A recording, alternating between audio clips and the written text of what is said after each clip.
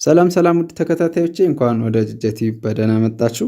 በዚህ ቪዲዮ ላይ የማሳያችሁ የተሽከርካሪ የኤሌክትሪክ ክፍሎች ከሚባሉት ስር አንዱ የሆነውን የሞተር ማስነሻ ክፍሎች ነው የሚሆነው። የሞተር ማስነሻ ክፍሎች ምን ፓርት ወይም ደግሞ ክፍሎች አሉት፣ ጠቀሜታቸው ምንድነው የሚለውን እናያለን። እንደዚሁም መጨረሻ ላይ አሳታፊ የሆነ ጥያቄ ያስቀምጥላችኋለሁ። አብራችሁን ቆዩ። የሞተር ማስነሻ ክፍሎች ጠቀሜታቸው ሞተር የመጀመሪያውን እንቅስቃሴ እንዲጀምር የሚያግዙ ወይም ደግሞ የመጀመሪያ እንቅስቃሴውን እንዲሽከረከር እንዲዞር የሚያደርጉ ክፍሎች ናቸው። ከነዛ ክፍሎች ውስጥ የመጀመሪያው ባትሪ ነው። በመቀጠል የቁልፍ ማስነሻ ወይም ደግሞ ኳድሮ ይባላል። እንደዚሁም በሶስተኛነት ደረጃ ስታርተር ሞተር ወይም ደግሞ ሞተሪኖ የሚባሉት ናቸው። እነዚህ ክፍሎች ጠቀሜታቸው ምንድነው የሚለውን ስናይ ከባትሪ እንጀምራለን። ባትሪ ኬሚካላዊ ውህደትን ወደ ኤሌክትሪካል ኃይል ወይ ደግሞ ወደ ኤሌክትሪክ ኃይል የሚለውጥ የመኪና ክፍል ነው። የተለያዩ ኬሚካሎች ተዋህደው ነው ይሄን ቮልቴጅ እንዲመነጭ የሚያደርጉት።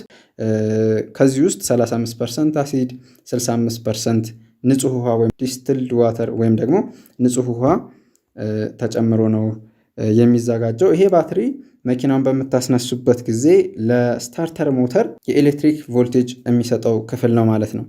በመቀጠል የሞተር ማስነሻ ቁልፍ ወይም ኳድሮ ነው። ከባትሪ የመጣው ኃይል በገመድ ወይም በኤሌክትሪክ ሽቦ አማካኝነት በሞተር ማስነሻ ቁልፍ ውስጥ ያልፋል። ቁልፉን በምታስነሱበት ጊዜ ወይም ወደ ስታርት ፖዚሽን በምታዞሩበት ጊዜ ኤሌክትሪክ ቮልቴጅ በቀጥታ በቁልፉ አድርጎ ወደ ስታርተር ሞተር ወይም ሞተሪኖ ይሄዳል። ስለዚህ ሞተሪኖ ከባትሪ ቮልቴጅ በሚያገኝበት ጊዜ ኤሌክትሪክ ኃይል በሚያገኝበት ጊዜ ፒኒንግር የምትባል ወይም ጥርስ አለች። ያቺ ጥርስ ተወርውራ ወጥታ ፍላይ ዊል ወይም ደግሞ ቮላኑን ታሽከረክረዋለች ማለት ነው። ይሄ ፍላይ ዊል ወይም ደግሞ ቮላኑ ደግሞ የታሰረው ክራንክ ሻፍት ላይ ነው። ስለዚህ ክራንክ ሻፍት ይሽከረከራል ማለት ነው። ክራንክ ሻፍት ዞረ ማለት ፒስተን ወደ ላይ እና ወደ ታች እንቅስቃሴ ጀመረ ማለት ነው። ምክንያቱም ፒስተኖች በኮኔክቲንግ ሮድ አማካኝነት ክራንክ ሻፍት ላይ ታስረዋል ማለት ነው። ስለዚህ እነዚህ ፒስተኖች ወደ ላይና ወደ ታች በሚንቀሳቀሱበት ጊዜ ያምቃሉ። ሲያምቁ እሳት ይረጭባቸዋል። እሳት በሚረጭበት ጊዜ ፍንዳታ ይፈጠራል። ኢንጂን ኃይል ማመንጨቱን ጀመረ ማለት ነው። ሹፌሩ ቁልፉን በሚለቅበት ጊዜ መኪናው ተነስቷል፣ የራሱን ኃይል አመንጭቷል። ፒኒንጊሯ ተመልሳ ወደ ውስጥ ትገባለች።